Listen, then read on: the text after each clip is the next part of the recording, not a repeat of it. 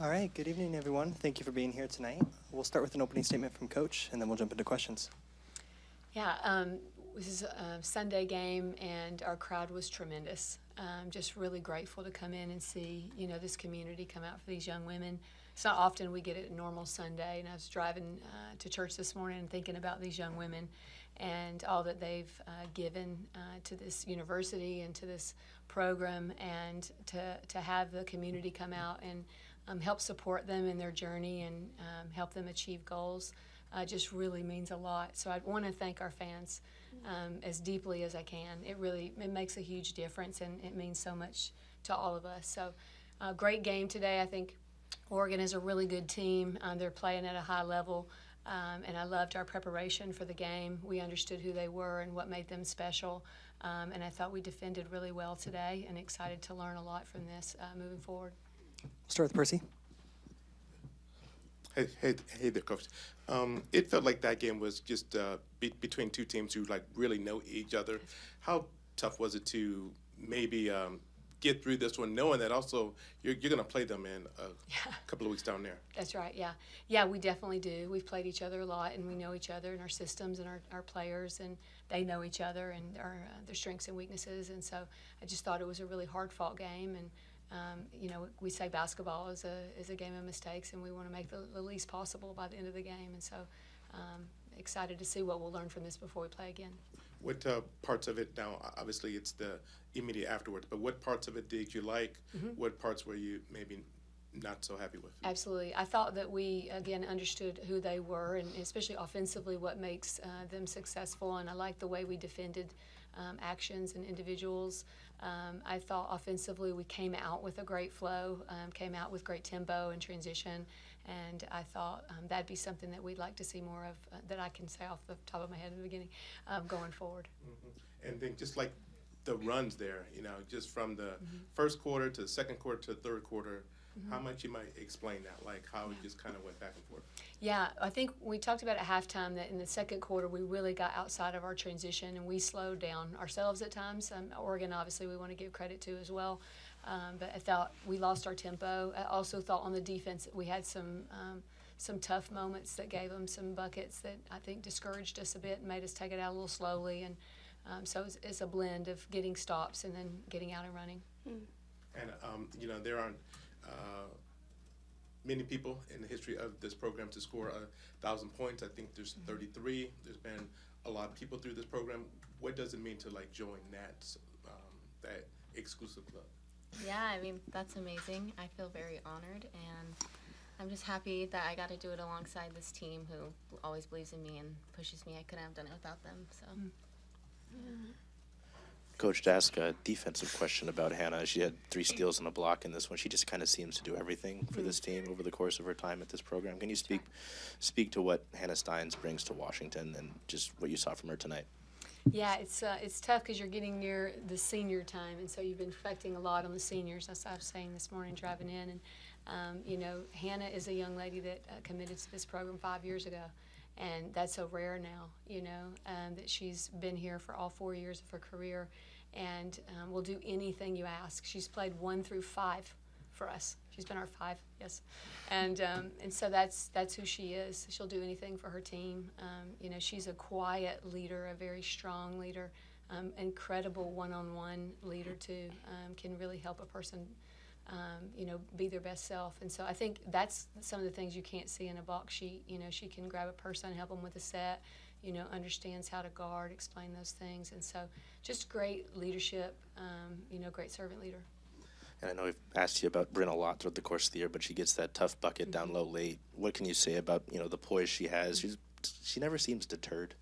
Might have, some tough moments throughout the game, maybe fouls here and there, but it's a big bucket late to put you up by 4. Yeah, we were just talking about Bryn walking down the hall about how, she had some moments that she didn't seem as confident in the game. And for a freshman to be able to sit down for a minute, catch your breath, and regroup and go out there and play in those moments is really special. And so I think we're just proud of the maturity that she has and the toughness that she's learning and continuing to show in these big moments. Coach, big discrepancy for Oregon on the stat sheet was just 9 3-point attempts, 1 3-point make. Just how did that help you guys, especially in the second half, kind of keep that 2-possession lead and keep them at arm's length with them not having that facet to the game? Yeah, I mean, obviously they're a really good three-point shooting team, and I think our team has really prided itself on its defense this season, and so you're hitting head-to-head strengths, and so I love the way that we, had ball pressure on, closed out to shooters, and I do think that impacted the game.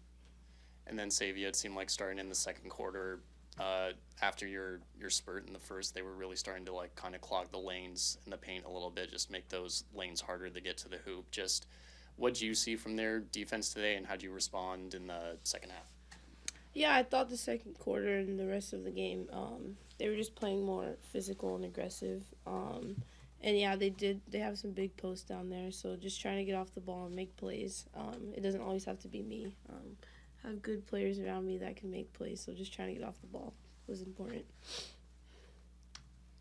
Coach, that was a beautiful first quarter that we saw out there. Limiting Oregon, no three-pointers, almost 6 minutes at the start without a bucket. Walk us through, what was the energy like coming into the game, especially defensively? Yeah, I think the preparation, we had flown back from Iowa and came in, and this team has really committed to the way that they prepare, and so from getting home and getting sleep and rest and the way we used each practice, we made them shorter but intense, and they were just so locked in, and you could feel them preparing. So I think just the credit to these young women for the way that they cared for their bodies and their minds and prepared for the game. And I think that we came out of the gate with a lot of energy because of that. And like I said, we'll learn a lot from that first to second quarter. Then, Sayvia, I had a question for you. Today you scored a third of the team's points tonight, several key three-pointers. You helped this team really blow up out of the gate. As you enter the rest of the season, tournament play, moving on forward from there, what do you think you need to do for this team to take them to that next level? Yeah, I think just looking to be aggressive and getting downhill, that's something that I like and I'm pretty decent at. But yeah, just being able to make plays is really important. Like I said, we have a lot of people around us that can score, pass the ball really well, so just trying to be a playmaker for this team. Coach, a bit more specifically on the second quarter, you held them defensively to single digits for 3 of the quarters except for the second where they scored 19. Did you notice any changes in Oregon's scheme in the second quarter that maybe caused you guys some more issues, or is it just not executing? I mean, I can't speak to that probably, but let's lean on the 3 that we were pretty strong. No, I'm just kidding.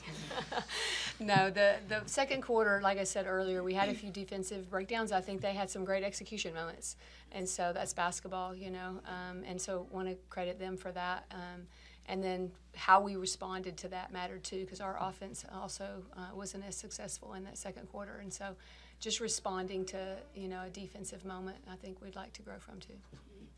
Another question on Bryn. She obviously had the big jumper at the end, but she also had 7 points in the fourth quarter, half of your points in the fourth quarter, and kind of just delivering in the big moments when you really needed it. Mm-hmm. What do you expect her confidence? You said she had some moments where she needed to get that confidence back. With a performance like this, where do you expect that confidence and her role to grow, going into the last couple of games of the year? I hope that she takes away from how strong she was mentally. She was able to just hear, hey, be in the present moment. Let's focus on what we're currently doing. Nothing in the past is going to be fixed, and what are we doing right now? And you could just see her as a young freshman. That freshman was gone, and it was just a locked-in player that was trying to do the next right thing. And so I hope that she felt really confident from her ability to be mentally strong. For either of the players, I feel like winning is hard in college basketball. What does it mean for this team where, especially in a game where you have turnovers, the shots aren't falling, that you're still able to pull out a big win in games like this, to know that you're able to do that?